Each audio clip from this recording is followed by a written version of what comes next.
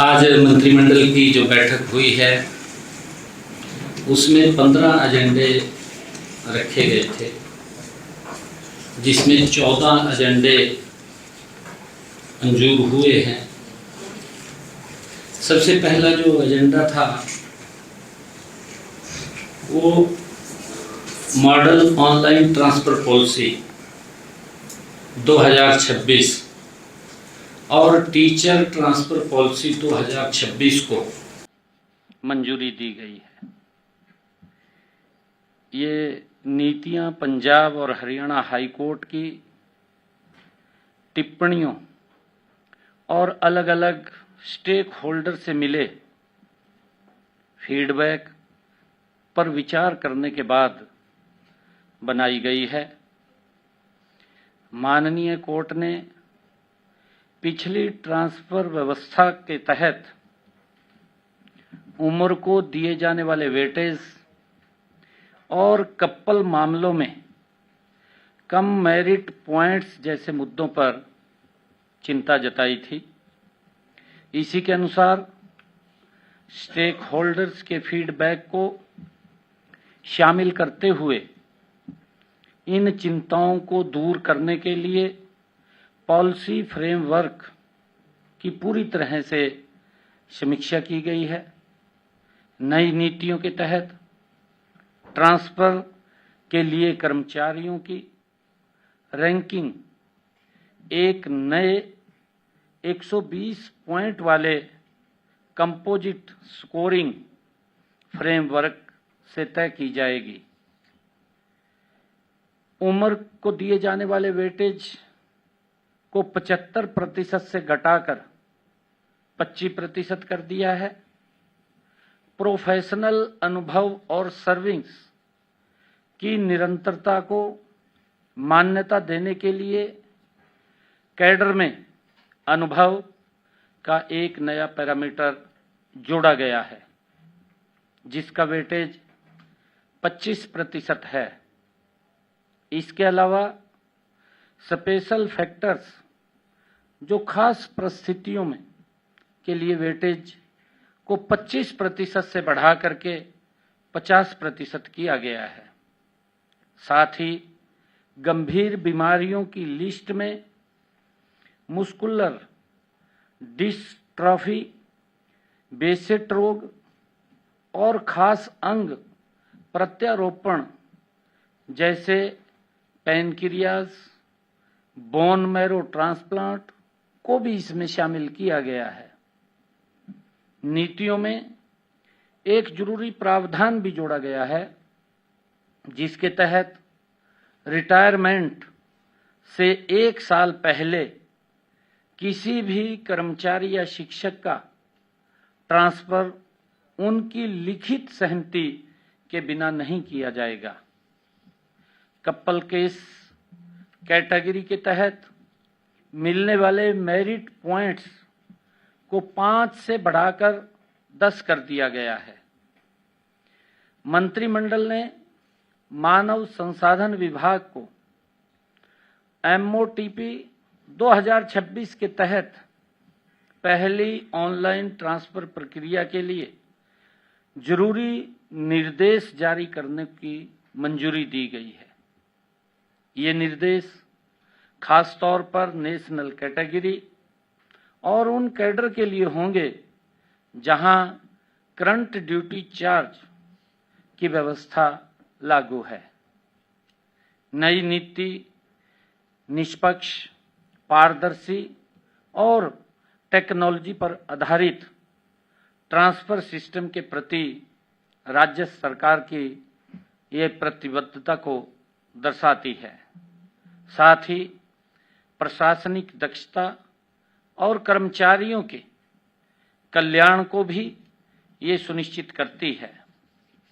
इसी प्रकार हमने जो दूसरा विषय था, दयालु स्कीम्स के तहत सरकार ने अंत्योदय की भावना के साथ कार्य करते हुए 1,80,000 रुपये तक वार्षिक आय वाले परिवारों को परिवार के सदस्य की मृत्यु अथवा दिव्यांगता की स्थिति में दीनदयाल उपाध्याय अंत्योदय परिवार सुरक्षा योजना दयालु वन के तहत वित्तीय सहायता प्रदान कर रही है।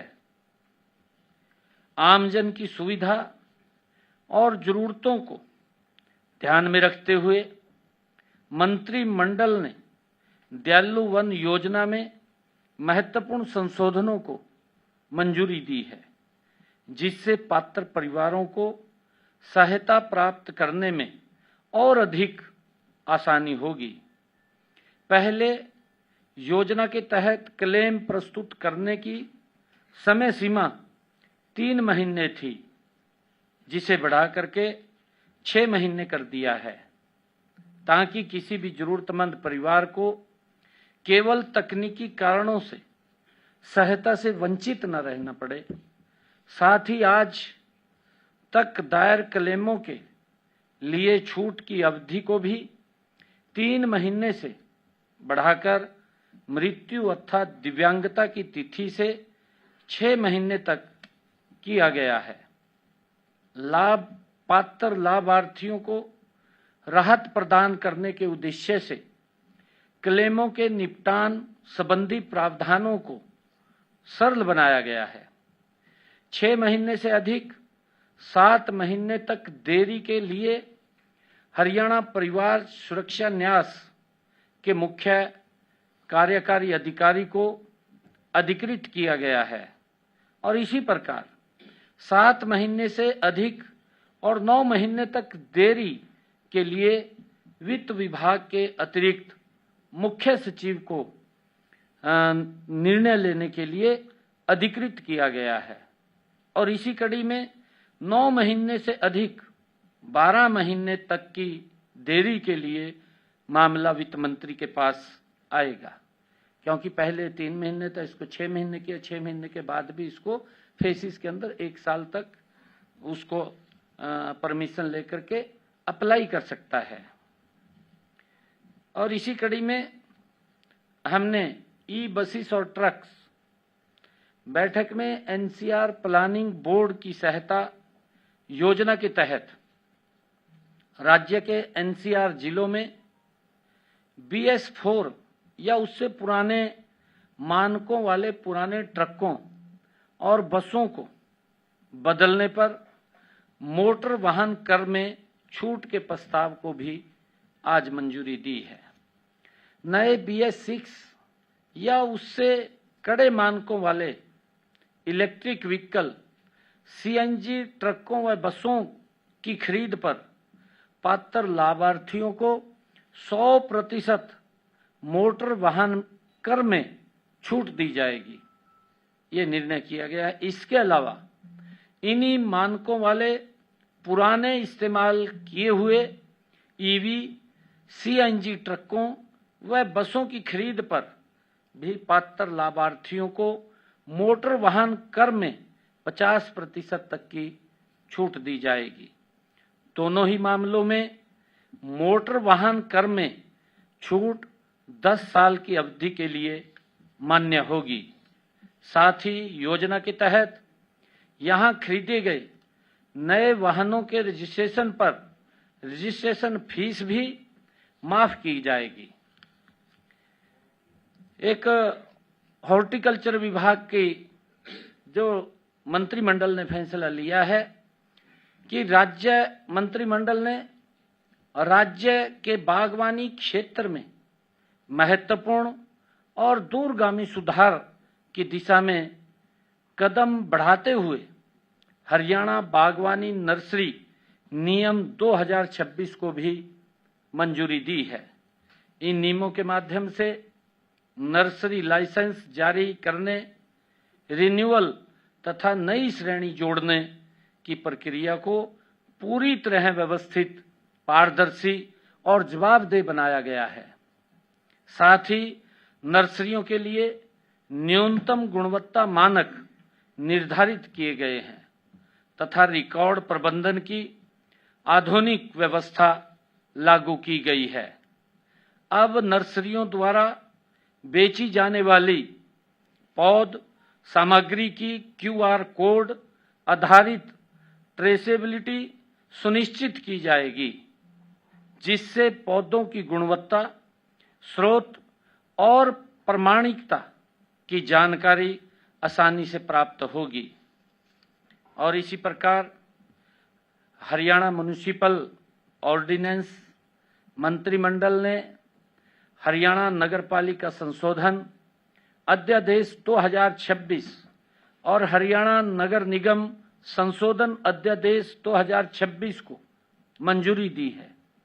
अब स्लॉटर हाउस और मीट की दुकानों को नगरपालिका, नगर निगम के से अलग से व्यापार लाइसेंस लेने की आवश्यकता नहीं होगी, क्योंकि इसका रेगुलेशन खाद्य एवं औषधि प्रशासन हरियाणा द्वारा किया जा रहा है।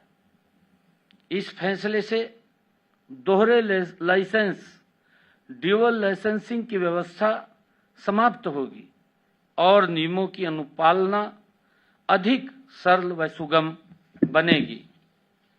इसी प्रकार मंत्रिमंडल ने वाटर प्रदूषण की रोकथाम एवं नियंत्रण संशोधन अधिनियम 2024 को अपनाने के प्रस्ताव को मंजूरी दी है।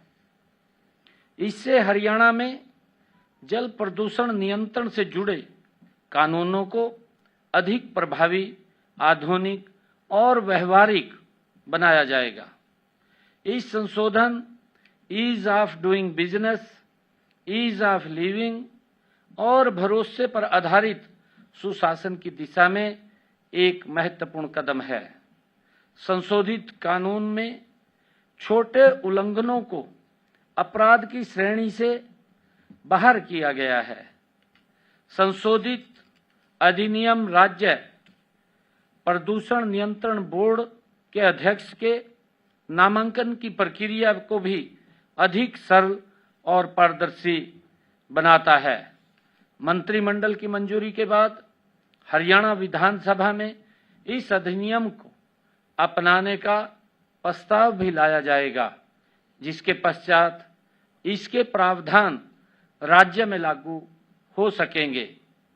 और इसी प्रकार मंत्रिमंडल ने हरियाणा ग्राम श्यामलात भूमि विनियमन अध्यादेश 2026 को भी मंजूरी प्रदान की है।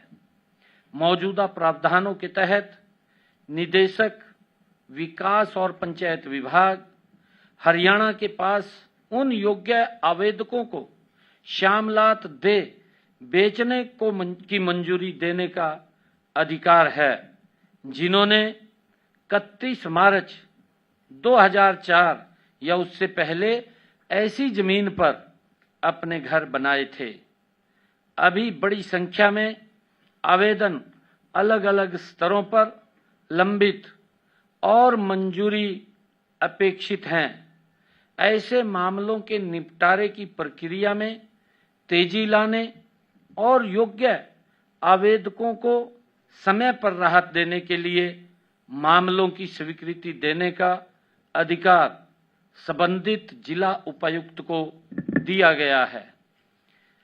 और इसी प्रकार बैठक में हरियाणा राज्य महिला आयोग अधिनियम 2012 में संशोधन करने के लिए हरियाणा राज्य महिला आयोग संशोधन अध्यादेश 2026 को मंजूरी दी गई है। कुछ समय से महिला आयोग के पास आने वाली शिकायतों और अभ्यवेदनों में वृद्धि हुई है और आयोग का कार्यभार बढ़ा है। आयोग की संस्थागत क्षमता को मजबूत करने और शिकायतों के त्वरित निपटारे के उद्देश्य से गैर सरकारी सदस्यों की संख्या बढ़ाने का भी निर्णय लिया गया है। संशोधन के तहत हरियाणा राज्य महिला आयोग में गैर सरकारी सदस्यों की संख्या 5 से बढ़कर 7 किया गया है। और इसी प्रकार मंत्रिमंडल ने यमुनानगर और जगाधरी क्षेत्र की उन कॉलोनियों से जुड़े लंबित मामलों के समाधान के लिए महत्वपूर्ण निर्णय लिया है, जिसमें 1996 में भवनों का नियमितीकरण किया गया था। शहरी स्थानीय निकाय विभाग के निदेशक को यमुनानगर निगम में एक विशेष समिति गठित करने के निर्देश जारी करने की मंजूरी दी गई है। समिति की अध्यक्षता नगर निगम आयुक्त करेंगे। समिति उन कॉलोनियों की पहचान करेगी जहां 26 सितंबर 2013 से पहले भवनों का नियमितीकरण किया गया था और जिन्हें सरकारी अधिसूचना या आदेश के माध्यम से मान्यता दी गई थी। विशेष रूप से उन कॉलोनियों को चिन्हित किया जाएगा जिनके खसरा नंबर और स्वीकृत लेआउट प्लान उपलब्ध नहीं है। समिति इन कॉलोनियों के लिए प्रस्ताव तैयार कर उनकी बाहरी सीमाएं निर्धारित करेगी। इस पहल से प्रॉपर्टी रिकॉर्ड को एनडीसी पोर्टल से जोड़ने में सुविधा होगी तथा क्षेत्र के सुनियोजित विकास का मार्ग प्रशस्त होगा। मंत्रिमंडल ने डेवलपमेंट चार्ज से संबंधित प्रावधानों को भी मंजूरी प्रदान की है। जिन संपत्ति मालिकों ने 1996 की अधिसूचना तिथि तथा भवन बना लिए थे लेकिन डेवलपमेंट चार्ज जमा नहीं किया था, उन्हें उस समय लागू दरों के अनुसार शुल्क जमा कराना होगा। जिन संपत्ति मालिकों ने पहले ही डेवलपमेंट चार्ज का भुगतान कर दिया है, उन्हें पोर्टल पर शुल्क में छूट प्राप्त करने के लिए भुगतान का प्रमाण प्रस्तुत करना होगा। और इसी प्रकार आज विधायक दल की बैठक और हमारे जो चुनाव प्रत्याशी लड़े हुए एक महत्वपूर्ण आज विषय पर अपनी मैं बात भी रखना चाहूँगा। इस पर आज हमने सभी विधायकों के साथ बैठक की है।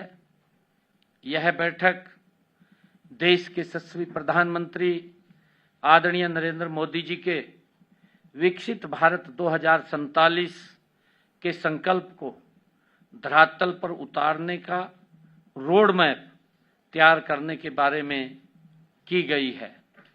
माननीय प्रधानमंत्री जी के इस संकल्प के अनुरूप हमारा लक्ष्य समृद्ध, आत्मनिर्भर और विकसित हरियाणा का निर्माण करना है। आज हमने इसी दिशा में विकसित हरियाणा 2047 चिंतन का शुभारंभ किया है। हमने मेरी विकसित विधानसभा इसका थीम रखा है। अब विकसित हरियाणा की शुरुआत हर विधानसभा क्षेत्र से होगी। मैं आपसे आज की बैठक के जो हमारे महत्वपूर्ण बिंदुओं पर चर्चा हुई है मैं साझा करना चाहूँगा। इस बैठक में हरियाणा के अगले 20 वर्षों की विकास यात्रा का रोड मैप तैयार करने की शुरुआत की गई है। हर विधानसभा क्षेत्र विकास की एक महत्वपूर्ण स्थानीय इकाई है। हमने तय किया है कि हर विधायक अपने अपने क्षेत्र का विजन चैंपियन बनेगा।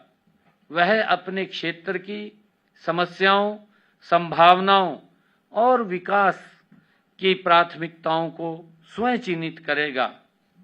आज हमने हरियाणा के लिए कुछ बड़े और स्पष्ट लक्ष्य तय किए हैं।